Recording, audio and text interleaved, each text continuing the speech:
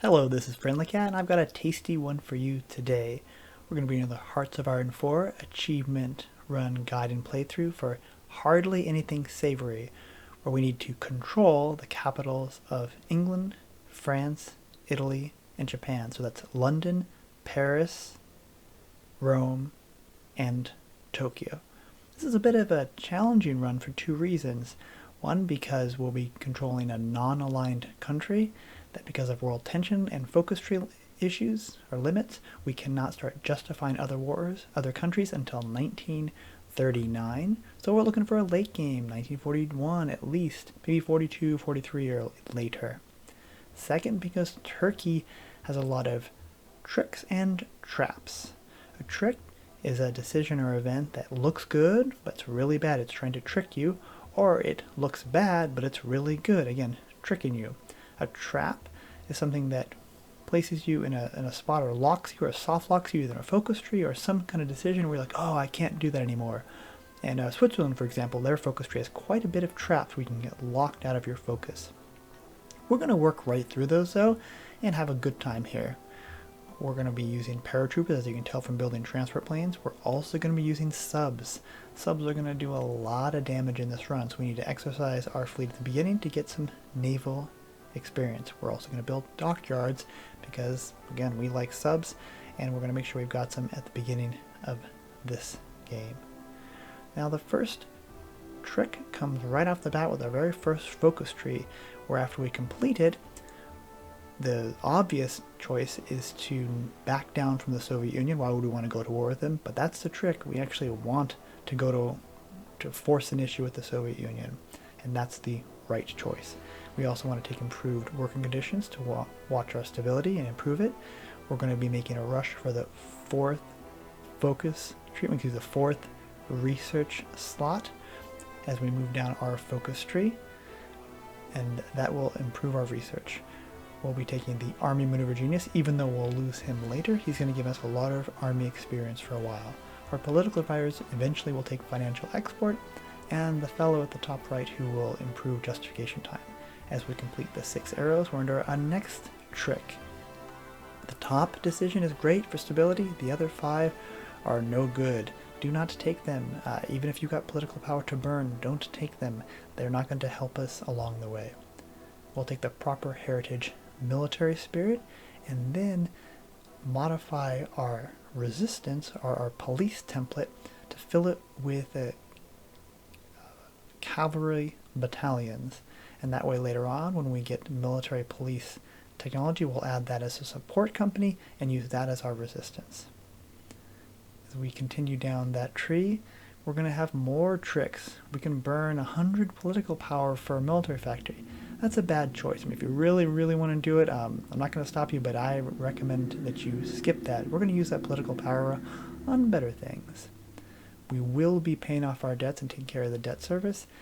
Now, at this point, don't take this guy. We want the 4 rams of the apocalypse, so don't do what I did on this run, this part of the run. Later on, I'll be burning political power to go get those 4 rams, which includes the Monopoly fellow. As we complete our 4th research slot, we'll start down the tree that starts the event chain and just take them one by one. The cool thing about this event chain is that it's got no tricks involved. Simply every time you hit a decision, you have to choose between 2 options. Take the one that's green, that looks better. It looks better, it is better. The good choices in this case do stand out, so no need to overthink it. Your leader will eventually get sick. We don't normally want our leader to get sick, but in this case we do need him to get sick to open up another focus tree, so we will retire him and continue down the focus tree down the right side now to assessing our future, which gives us a very nice little national spirit there. As we complete that, keep in mind that if your leader doesn't get sick, you'll have to pause and take other focuses until he does. We will also be taking the Chief of the Air Force and later on a Naval Advisor as well for the Naval and Air Force experience. This is going to be a long war, a long campaign, so we'll use that air experience and particularly the naval experience to both advance down those improved naval and air force abilities. As we continue down here, it doesn't really matter too much which focuses you take or in which order. Just, in this case again, don't do what I do. You've got a split choice to take a focus that can later core the Kurds or give you 2 mils. Take the 2 mils. What you're going to see on the screen is that I take the decision to core the Kurds. Not necessary, bad choice. Take the 2 mils. Obviously it works out. We can make lots of mistakes along the way and still do okay. But you're going to find those 2 extra mils much more helpful than someday being able to core the Kurd lands. And here's a first choice, another choice to see between the RAM or something else. I'm not taking the RAM. You should be taking the RAM, and if I was to do this again, I would just take the RAM along the way. And just like that, another choice. The RAM is that little red RAM fellow. As we prepare for the Civil War, put your troops in a similar setup that you see in here, a little to the west of Ankara and then to the northeast corner, because that's where the Civil War provinces will spawn that will eventually be fighting. We're also going to preempt the Civil War by improving relations with 6 countries: Germany, Italy, Dominican Republic, and El Salvador, of course Venezuela and Peru as well, because they can give us lend-lease during the Civil War. Start this improved relations before the Civil War so that when the war starts you'll be able to do lend-lease. At the start of the Civil War you will lose some of your divisions. That's okay, and we're soft locked temporarily out of progressing down our focus tree, so let's take a quick 35-day while we proceed with this Civil War. Go into war economy and the extensive conscription for the 5% recruitable population. Let's also start to convert our divisions into more usable divisions.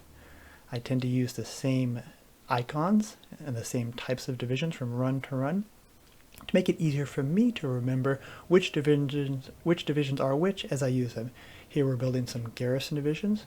We'll also build into some 6-2s on the way to making 27 widths, or 9 battalions of infantry and 3 battalions of artillery.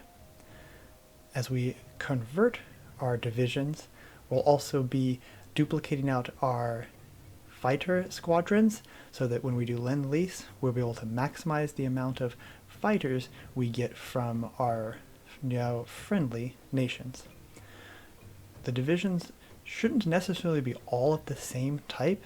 Use different divisions for different reasons. So we'll have some cavalry for mobile maneuverability, some 6-2s for pushing, and in this case we're going to have just enough left over for 1 garrison division. It's okay to have divisions of different types. In fact, it's probably preferred to have divisions of different types. Once the war starts out, go ahead and maneuver your way around. And let's not forget to pick up that lend-lease. We'll start with Dominican Republic and El Salvador to force a convoy deficit. And then we'll move on to Venezuela and Peru. This will increase the convoy deficit, which really doesn't matter that much for what we asked for from Germany and Italy. And we're not going to get a lot of supplies from these 4 countries because we don't have the convoys, but that's okay. The important thing is we want to make sure we've got convoys for the war with Greece. So when we get to Germany and Italy, because they have a land route to us, we will get what we ask for from them, and most importantly, we will get convoys for them.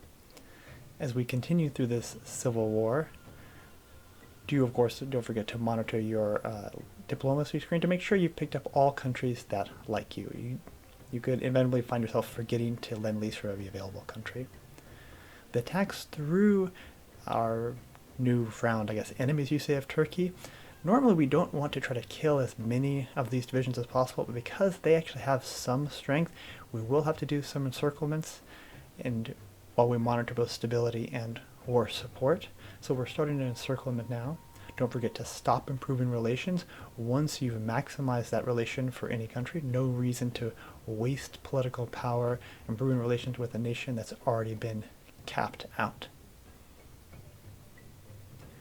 You can see that our cavalry are quickly maneuvering around. In general, we're going to try to avoid fighting with these cavalry or with these mobile troops.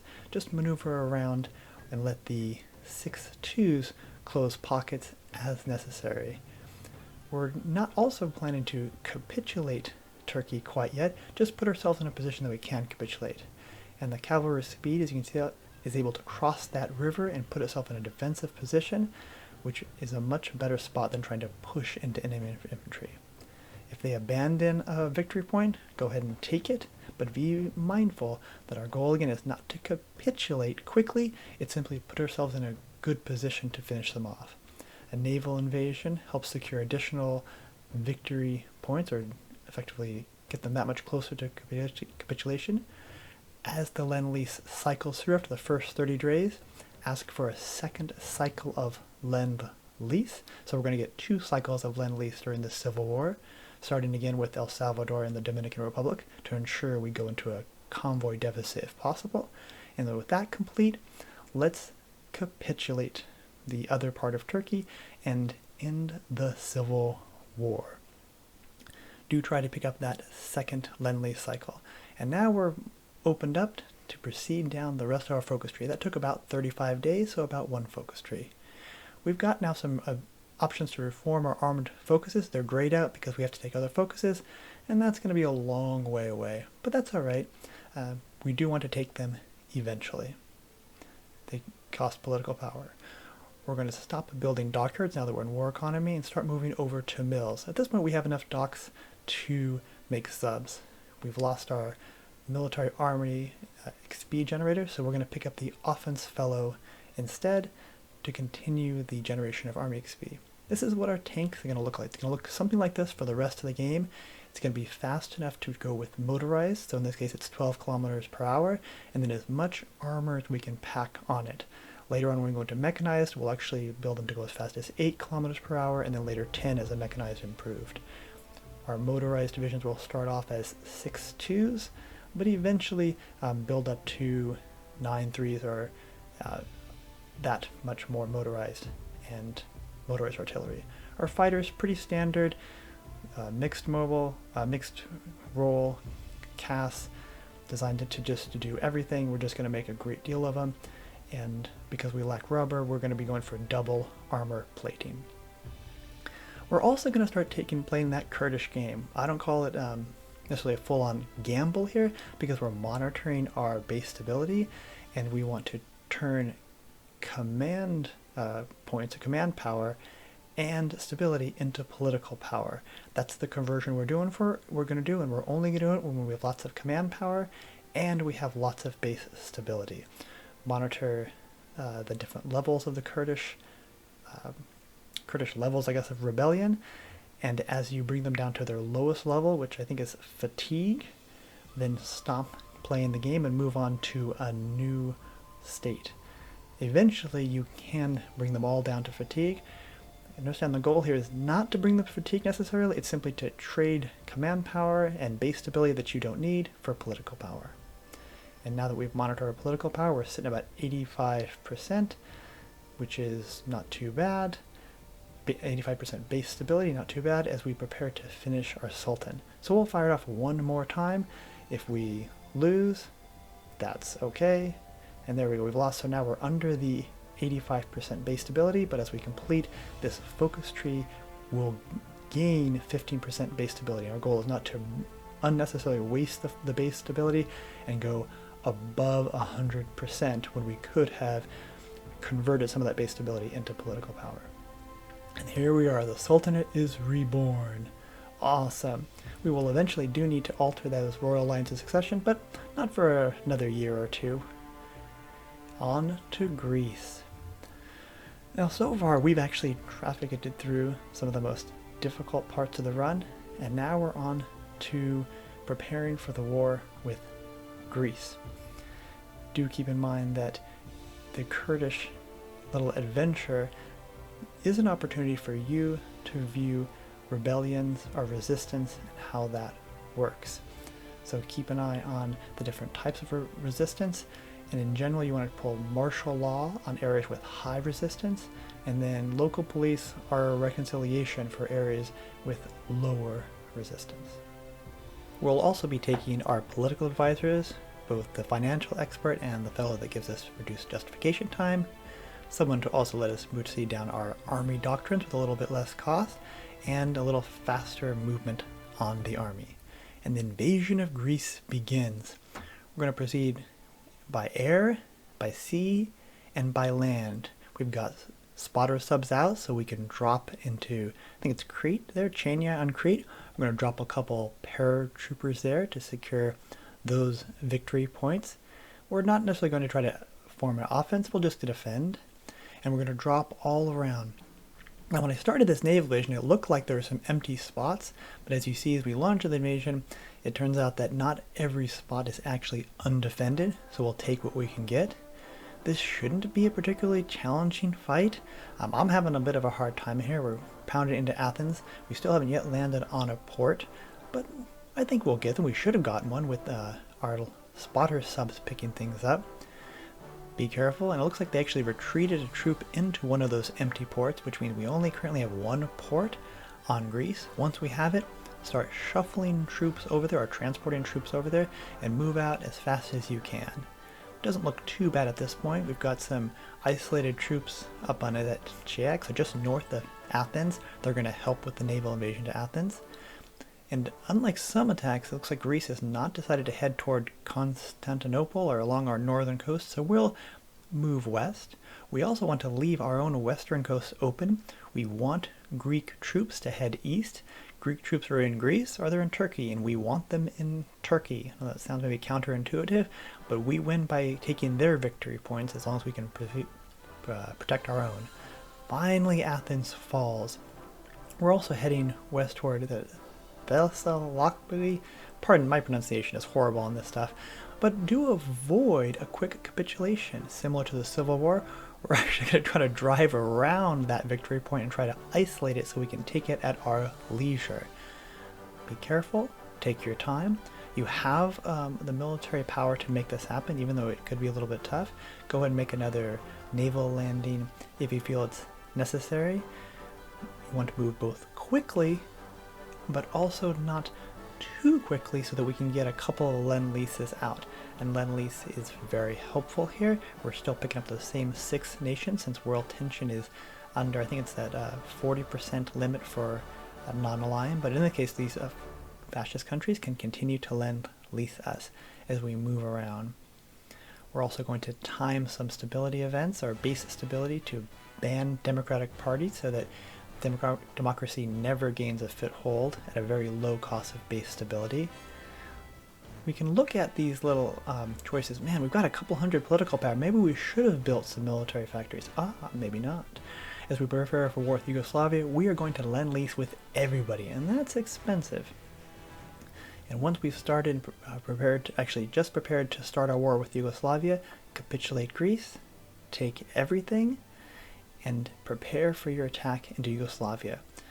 Now that we've got military police, let's go ahead and convert our police no MP division and add a military police on the support company, and then we're going to convert our resistant division into that type of template.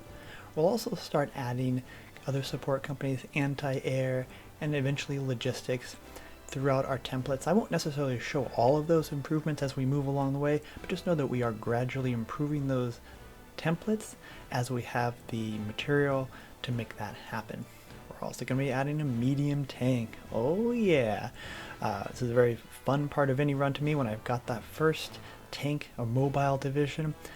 We can do a lot of fun things with them, particularly since in this run we're going to be able to go long enough to get enough armor to be double enemy anti-tank.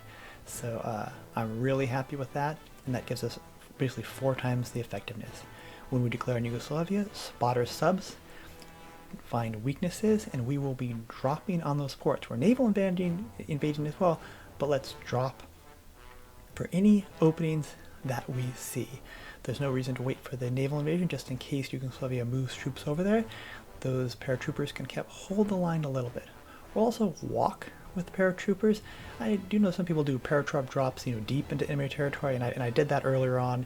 I guess technically into Greece, you could say it was a bit of a drop, but I try to walk those paratroopers along so that they have support, and if they find themselves in a combat, they can retreat back to friendly territory. We're also going to be moving into the south of Yugoslavia with mobile troops. And there it is, that tank division on the move. He's maybe being a little bit too greedy, okay? He's not quite going to make it out to a full cutoff, but nonetheless, it still is going to work out. take your time, go ahead and pause, go ahead and micro, because this is early on, you're still relatively weak, even though we're stronger than Yugoslavia. There's mountains, Yugoslavia has an air force, you can see we've got red bubbles throughout the area as the paratroopers have a real hard time. But with the naval invasions landing and the docks ours, then we can continue to move our way through Yugoslavia. Be cautious, don't overextend. We can go ahead and snake a little bit, go ahead and get a few encirclements, but there's no reason to unnecessarily gamble or risk your divisions or to lose. Once you've not just capitulated Ethiopia, but you've encircled them to the point where you can capitulate them at ease, hold on, take it easy, no more reason to attack yourselves. Just take your time. If you feel like you need to go into an extensive conscription, do it. I suggest not to. Eventually I spent political power to go back down to the 5%, to the lower level of conscription. But if you really feel you need the manpower, you could do that. It would not end the run.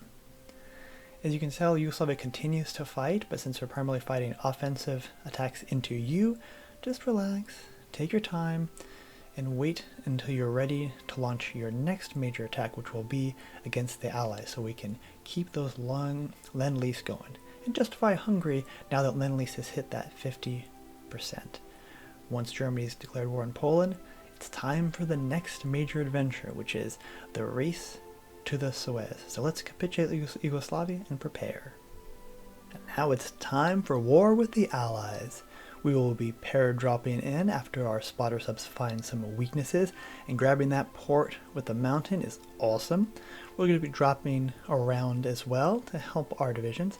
Notice they are off the line to begin the war. When we declare on Romania, I'd like to stay off the French border to encourage them to enforce their guarantee. We do not want them to feel threatened by us, and by having them immediately join the war with Romania or help Romania out, that helps us immediately move south before they or Britain has time to move troops up to that border.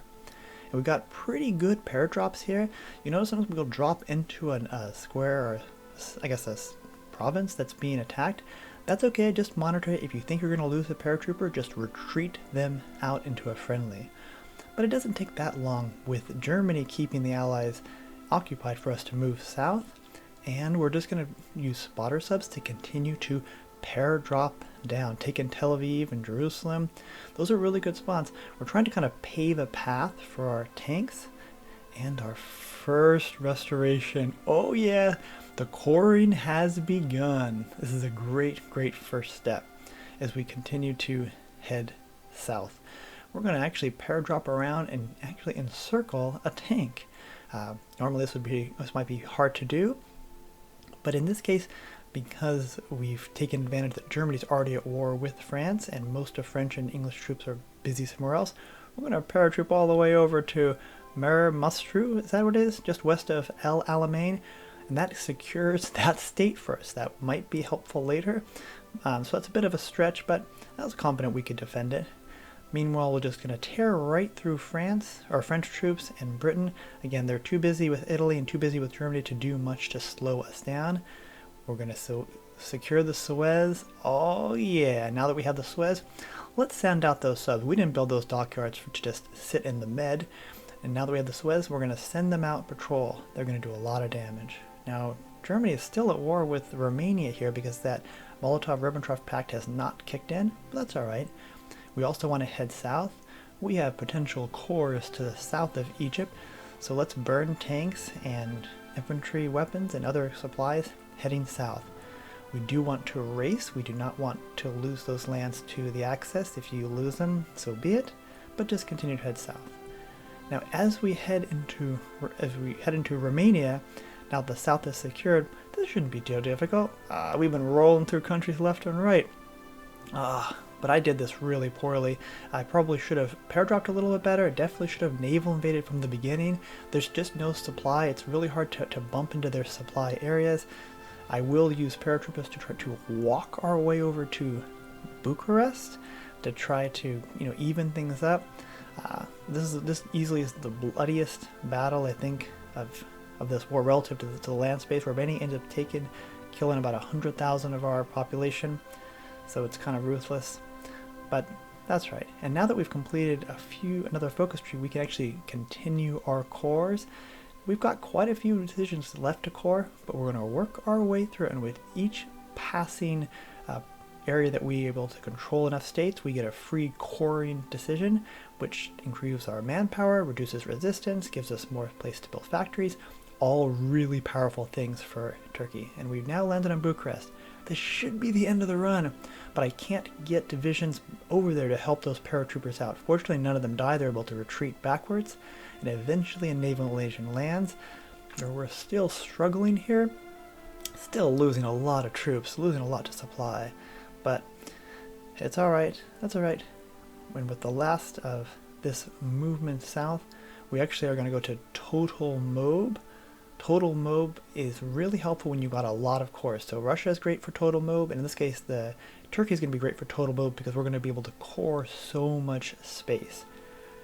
There we go. Now we're going to core another part of Egypt into the south of Egypt. So cool. We continue to fight into Romania. This is actually an example of a bad fight. We don't necessarily want to compress their armies in, we want to split them. So here I'm compressing, fighting them in, so with each passing battle they become more condensed. Lend-lease, yeah, this is how good it looks. A bunch of little countries, a bunch of little amounts, but they'll all add up. Unfortunately, with enough time, patience, and energy, and losses, and those lend-lease fortunately will offset much of those losses, we will eventually push them in and take Bucharest. Much too bloody. I'm sure you can do this much better than I can. Learn from my mistakes, try not to condense them and try to split them. But with Romania, we will actually gain another core decision, which effectively doubles our available manpower. It says 1.3, and it's going to go to 2.6 in a little bit, or 2.3, excuse me, as we move on to Hungary.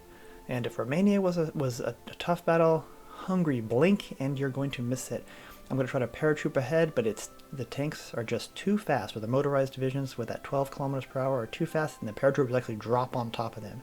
I do manage to walk the paratroopers up to Cossack, I think is that it is, just south of Czechoslovakia, but it doesn't really matter. We're just chewing right through Hungary, open plains, and with that we will then take the pact, and we'll actually get a focus bypass, which just goes right to our 5th research slot, which is pretty cool. I don't know if that's intentional or not. I don't think it's intentional, but I guess it's a bug. I don't consider next point because there's nothing we can really do around it, but it lets us bypass that focus. We'll also, let's do some more paratrooping. If our spotter subs see there's nobody there, let's paratroop. Makes it a little bit harder for England to send troops, or excuse me, ships out there. Easier for us to move into the Suez.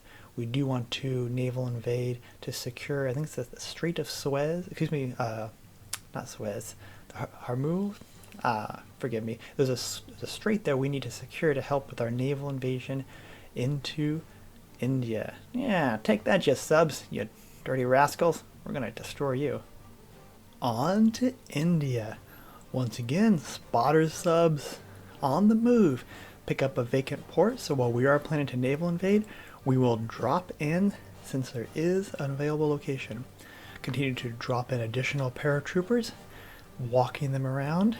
Again, these are just, I think, 6 Swiss, and you might think they can't do much, but they can actually hold open ground and pave the way for the new troops. Alright, this shouldn't be a problem. We're going to attack into an area while we're being attacked, and we'll get an enemy troop is trying to retreat into our square. Oh, and we're gone.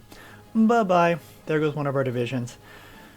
That's unfortunate, and it definitely takes a moment to pause and ponder how things work out, but it's hard to avoid, and we're just going to move on.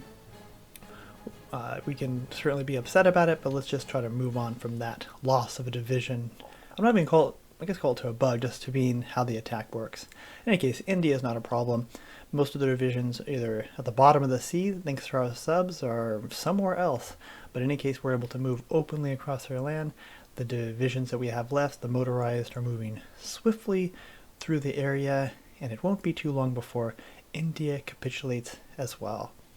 And with them gone, it's on to Saudi Arabia. Saudi Arabia happens to hold land that could be our cores, as well as Yemen and Oman.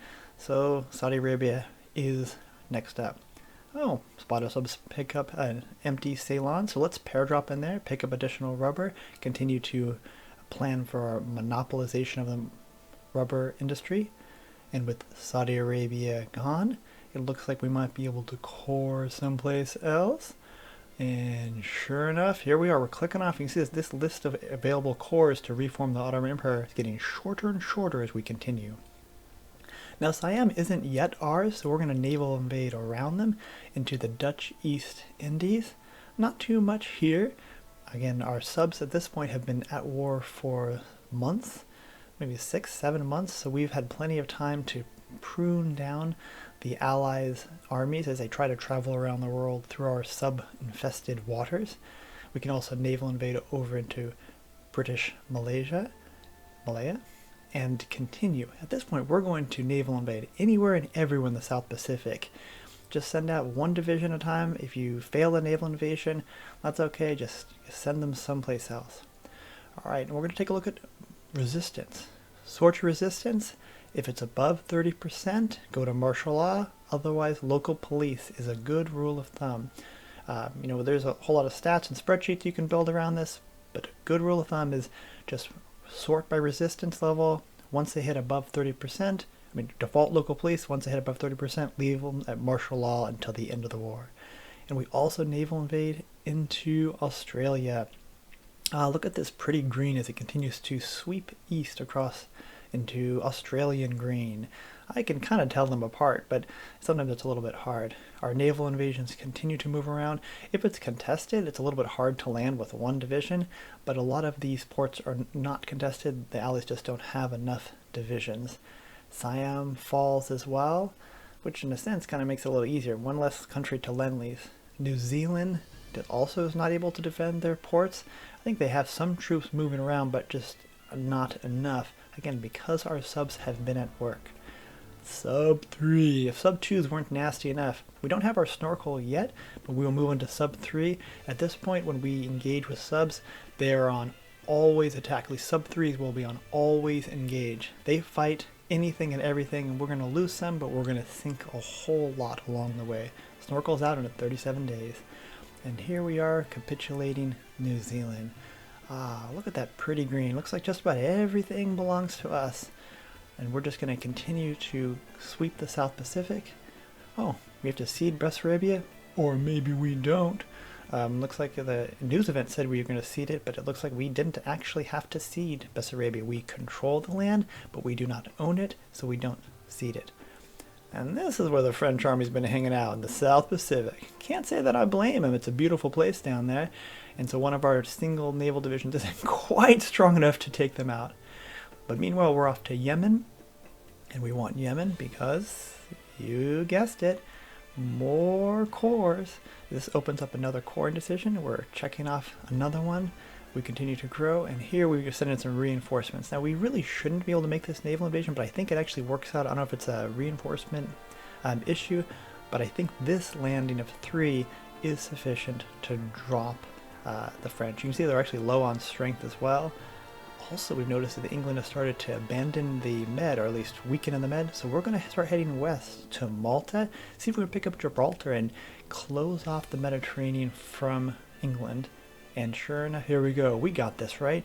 3 of our stronger divisions making the naval invasion. We actually don't have this. We failed an invasion. That's okay. Be prepared for failure, and you can come back. We can come back. Oh, and there it is. I'm sorry, French troops. Now, we're actually not going to destroy you. We're going to bring you into prisoners of war. Oh, Iraq is up as well. Why? Well, it turns out Iraq also could give us cores. Look at them fighting south into Kuwait. Go, Iraq, go. You pushed our troops out. That's impressive. As we pick up another set of cores. Look at us grow. This is a very powerful country as we start to get rolling, and we are able to pick up all of these cores. And with that, Iraq is capitulated. Now, our next trip into Gibraltar, we've got 6 divisions, 3 up front and 3 more to reserve. But as it turns out, Gibraltar has been abandoned, perhaps wisely so. So let's go ahead and land there, and just like that, we've closed off the Mediterranean. Free France takes Siam, okay, I guess. So, not Siam, excuse me, the French Indonesia, so we'll head over there and take them over. Meanwhile, we're continuing to review the different areas, and we get a destroy IMRO event. Bulgaria is our puppet, but because they're in our faction, it's not that much of an issue. When we go to war with Spain, oh, we're encircled. Oh no, well, we lose the tanks. Red bubble. No, no, no. We're far more powerful than the Spanish troops, and with naval invasions all along their eastern coast, we are just going to blow right through them. And opening up Spain actually opens up the opportunity to naval invade England. It's going to be hard because they'll put up some naval fleets. Certainly, as of by blood alone, the AI does a very good job at putting up ships to keep their naval supremacy, to avoid many of the naval invasions that we've done in the past. But Spain, not too much problems, which leaves us to one country next on our agenda. We're going to prepare to go to war with Russia. So let's stay tuned for that. Meanwhile, Free France will again take another part of Africa, and we'll take care of that. Now it's time for Russia. Germany beat us to the punch here. We were planning to invade Russia and take it all for ourselves, but that's alright. We're just going to have to move around Germany. Our goal here is not necessarily a quick capitulation of Russia, but it's to head northeast, I suppose you could say, and cut Germany off to limit their ability to expand into Russia. So we have enough troops to actually head east as well, but our primary target is to head west. Meanwhile, to head north. Meanwhile, our cavalry are taking open land here. We could easily take Russia by ourselves, and with Germany already launching the war, Russia is just having a real hard time. They're getting overmatched far too much. You can see this is what the front line really looks like. We've kind of curved up with most of our forces trying to head north. We haven't taken Moscow, but we've clearly got it. We've got a nice little encirclement. No big deal. I'm not that worried about the encirclement. We'd have more troops to the north, but just we don't have the supply to support it. So cavalry are moving forward. Cavalry are a great lead force. They don't use fuel, and they don't slow down. We're going to let Germany actually have these pockets. Our primary focus is to the north. Leningrad will be ours. Yes, this is fantastic. Having cut off Germany means we can now take it a little bit slower, slow down our pace, not lose as much. And although it shows us at 47 or 46% war support, it's kind of hard to tell because this is a combination of both the war with Soviet Union and war with the Allies, or at least it's hard for me to tell them apart, to say what's our real war score should we capitulate the Soviet Union. Meanwhile, our cavalry will continue to expand out. We'll continue to pick up little pockets here and there, but most of the Soviet army, a large part of it, has already been destroyed to the west in the pockets, some of which you've already seen. So we're just going to continue heading east, continue taking little pieces here and there. Oh, it's the pocket at Stalingrad, Battle of Stalingrad. Oh, a little bit different this time. We're going to have no problem rescuing those cavalry and then eventually destroying the troops. And there's Vladivostok, excuse my pronunciation again, but it's more victory points and we're that much closer to capitulating Russia. Oh, Japan declares war on us. That's interesting. Well, this may seem surprising, but it isn't so much because we've taken all of the British Malaysia and Dutch East Asia islands. Even though Japan has war goals against the Allies, they will declare on us because we have that land. And they've already declared war on the United States, but the United States will not join the Allies, at least in the runs I see. Well, Japan, let me introduce you to my level 7 sub-admiral. I think you're going to like to meet him. And with the final capitulation of the Soviet Union, let's see if I can do better in the war score in this run than I've done in some of my others. Even with 2/3 of the war score, it's still challenging for me to try to edge off our corner in Germany. They want to leap past their little lands, even though there are open states to the west of the line that I've tried to draw. So I will contest and try to avoid a border guard and try to avoid them creeping to the east. In hindsight, I probably should have given them the north and northeast and let them just spread themselves out, but I'm really trying to have a more regular map, a little contained map. And sure enough, we take everything, and Germany created Russia as its own little country, so that's fine. But I think actually we did pretty good here. I'm pretty proud of myself. And we're now going to move east toward Japan. And there it is. Russia has decided to join the Greater East Asian Co-Prosperity Sphere. Yeah, I'm not sure that's the wisest choice. look at those subs go. We're going to disengage 2 of those subs to head east to deal with Japan, but they did quite a bit of damage to those British ships, and they will do quite a bit of damage to Japanese ships as well when they finally make their way out toward the Pacific. Japan, they were struggling with China. They definitely have nothing to slow us down, even with the weakened supply system up in that northeastern, I guess, Manchuria there. We have no problem simply running right through Japan. They had initial success, but because we didn't have any armies there, but once our army's there, we just run right through them. We're going to naval invade right into Japan. Not a contested naval invasion for most of the land. It looks like there's something being contested, but our overwhelming air power and military power, we're just going to land without too much trouble. We're also simultaneously going to land on England now that we've got the Soviet fleet over there. England has a little bit of defense, but not very much. Again, with our subs running around the Atlantic and around the whole world, we've been sinking and destroying and sending quite a bit of enemy troops to the bottom of the ocean. So we are going to be securing our first and second capital soon enough. There's London. Oh yeah, first of 4, and here it is in 1942. But that's right, we're doing pretty good. Our goal here is, as you can see, we're going to draw a line just north of Liverpool. We are not looking to capitulate England. We are not looking to end the war with the Allies. We don't gain anything from that. We do not want to see Germany go into the peace conference. We don't want to give up any land to them. There's nothing to lose really by just holding England. And likewise, we're going to take Tokyo and then not capitulate Japan either. China has a bunch of war score, and I can't really tell how much they've got, but they've got a bunch. So we do not want to lose. Oh, look at that. Ah, a green color country tries to take another green color country, and we miss out on Australia. Well, good for you for hanging out down there, and my army's missed you. Now that we've finished off Japan on their mainland in Asia, we're going to build a little defensive line just in case things get a little out of hand, either with China or Japan. At least they can't run just rampant back into the northeast. We'll also garrison it, also just in case United States joins the Allies and goes to war. Look at our subs go. Yeah, we lost a bunch of subs, but Japan's losing a bunch of their fleet. So these are actually, they're sub 3s, so they're doing pretty decent. I think they're losing land because of the air, losing subs because of the air power. And Italy demands Dalmatia. I had to look up Dalmatia. I should know where Dalmatia. I think it's Dalmatia. That's how you pronounce it. Oh, you want Dalmatia? Not gonna happen. Not gonna happen. That happens to be, I think, one of my cores. Even if it wasn't, we're not going to give it to them. And our armies have been pre-prepared, so we're ready to go to war.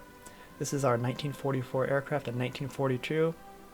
Yeah, the clock is ticking on the axis. With each passing month, there's more of these planes into the air, and if Italy decides to go to war with us over Dalmatia, it will be it's going to be maybe a bloodbath, but eventually we'll take them on. We decided to go to war with Italy and Germany in October 24. Now that our armies are ready, let's see, can we get a paradrop into Rome as part of our naval invasion of our other master plan into Albania? Paradrop.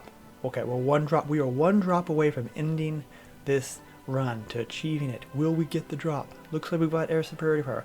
Can we drop? Will the paradrop? I think we can do it. I think we can do it. And we drop. That's it. That's the run. Maybe a little bit anticlimactic, but we have all 4 of our areas: Rome, Paris, London, and Tokyo controlled. That's the run. Now, I really hope you enjoyed it. I hope that this helps you on your Hardly Anything Savory run. If you have any questions or comments, feel free to leave them down below. Any ideas about any achievement runs you'd like to see me run? Now, of course, I know what's on your mind. Well, could we have beaten Germany? Could we have been Italy? What if that paradrop didn't work out? Well, I'm going to let this run out to the end so you can see, yes, we would have defeated Germany and Italy. Oh, well, this is going to be the end of my commentary. I hope you have a great day and enjoy what you see here today. Thank you.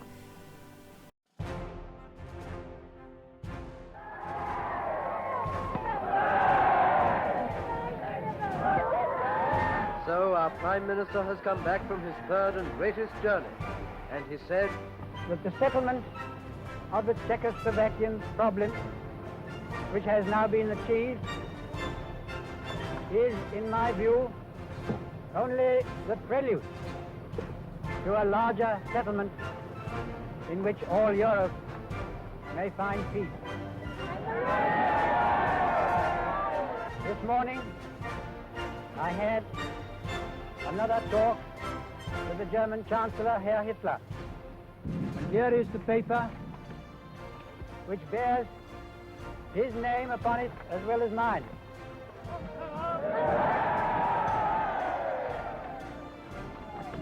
Some of you perhaps have already heard what it contains, but I would just like to read it to you. We, the German Führer and Chancellor, and the British Prime Minister have had a further meeting today and are agreed in recognizing that the question of Anglo-German relations is of the first importance for the two countries and for Europe. We regard the agreement signed last night and the Anglo-German naval agreement as symbolic of the desire of our two peoples never to go to war with one another again. We are resolved that the method of consultation shall be the method adopted to deal with any other questions that may concern our two countries, and we are determined to continue our efforts to remove possible sources of difference and thus to contribute to assure the peace of Europe.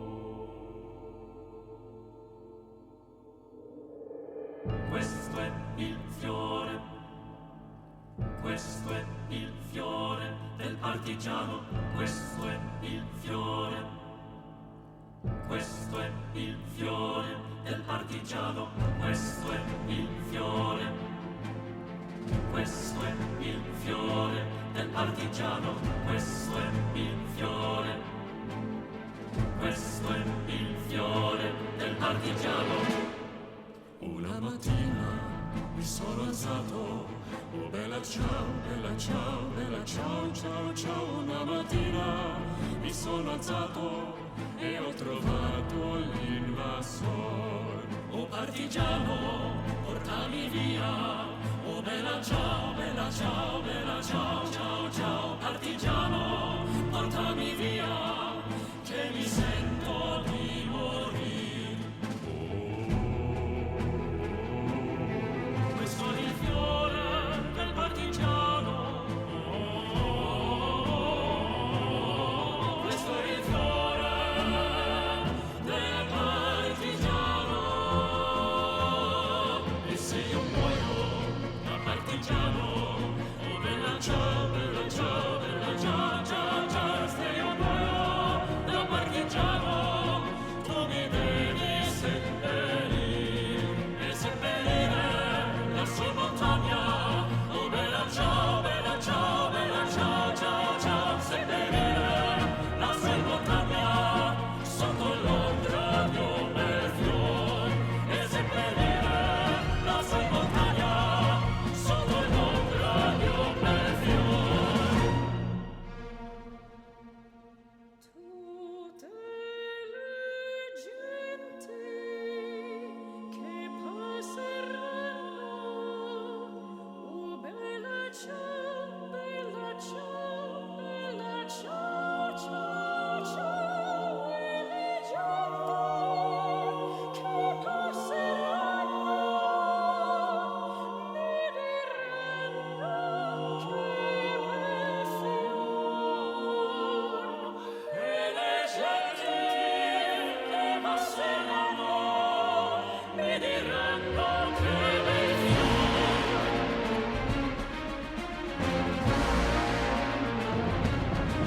E questo fiore del partigiano, oh bella ciao, bella ciao, bella ciao, ciao, ciao. Questo fiore del partigiano, morto per la libertà. E questo fiore del partigiano, morto per la libertà.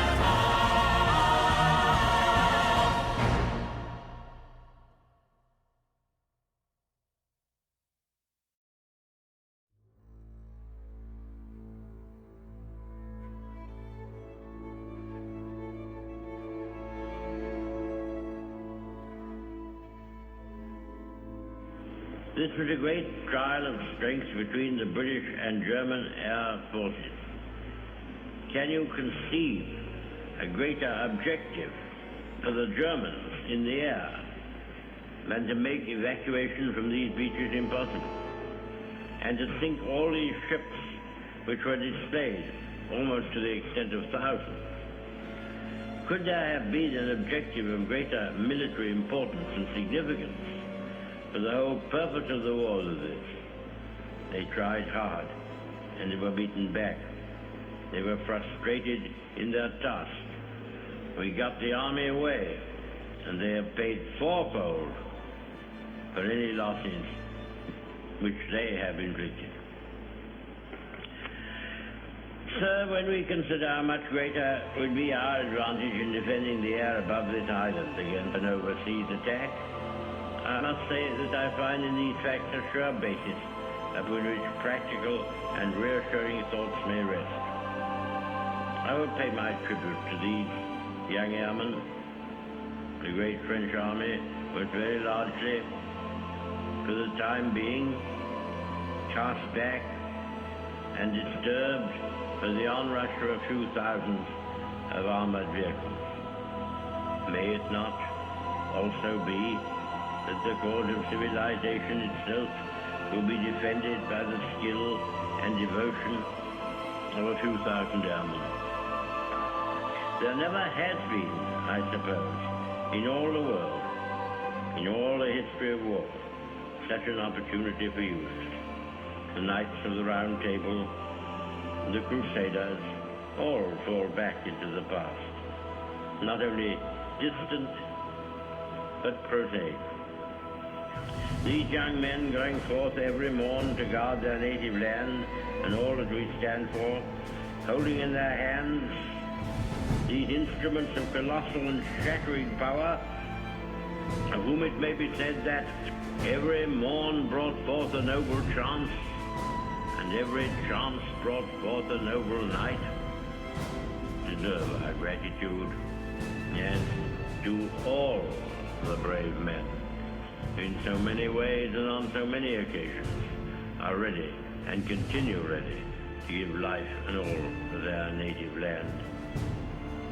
And nevertheless, our thankfulness at the escape of our army and so many men whose loved ones have passed through an agonizing week does not blind us to the fact that what happened in France and Belgium is a colossal military disaster.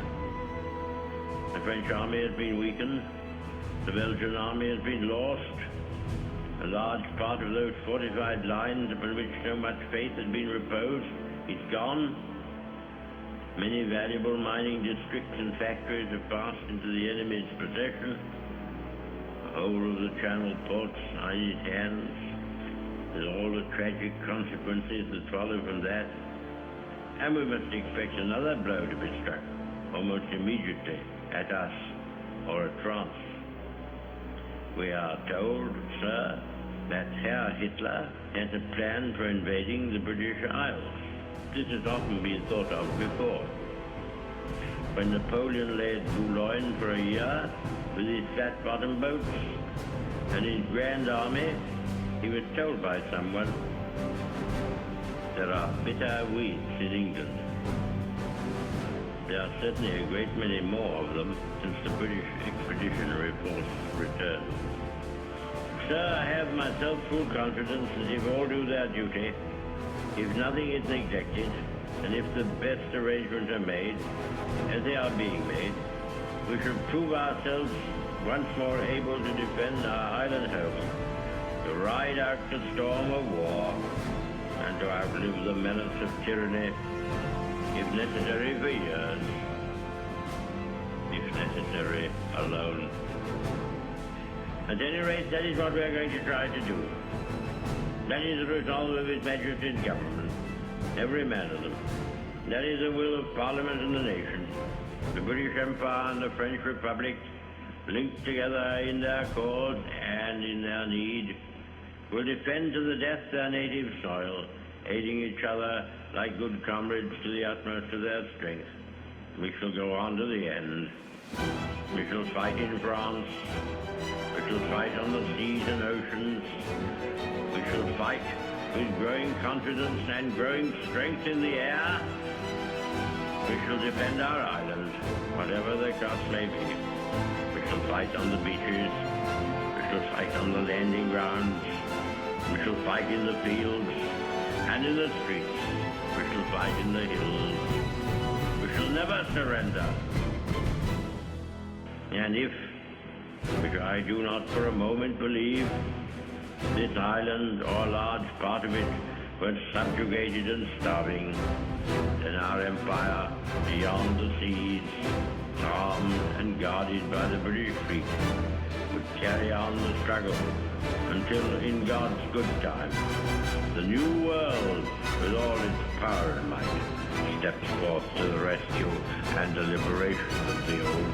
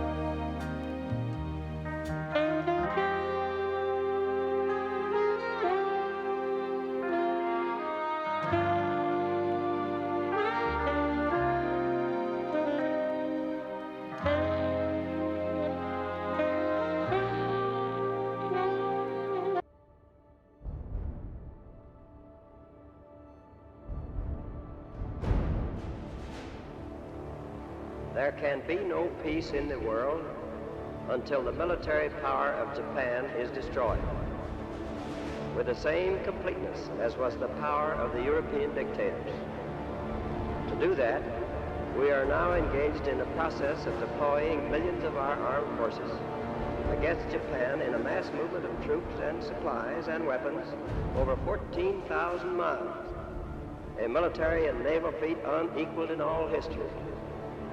Substantial portions of Japan's key industrial centers have been leveled to the ground in a series of record incendiary raids. What has already happened to Tokyo will happen to every Japanese city whose industries feed the Japanese war machine.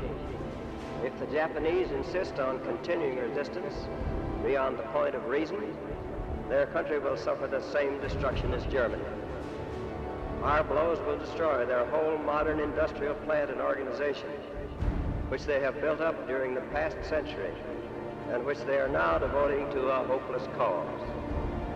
We have no desire or intention to destroy or enslave the Japanese people, but only surrender can prevent the kind of ruin which they have seen come to Germany as a result of continued useless resistance.